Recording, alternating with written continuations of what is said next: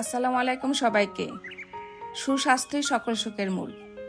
আপনারা যেমন দেখছেন ছাদের পুঁইশাক, যেটি প্রচুর ভিটামিন এ, সি, আয়রন ও ফাইবার যুক্ত, আর মুরগির মাংস যেটি প্রোটিনের চমৎকার উৎস দিয়ে আজকের দুপুরের আয়োজন। এই ধরনের প্রাকৃতিক আর স্বাস্থ্যকর খাবার আমাদের শরীরে রোগ প্রতিরোধ ক্ষমতা বাড়াতে সাহায্য করে। নিজের যত্ন নিন, ভালো খাবার খান এবং পরিবেশকে সবুজ রাখুন।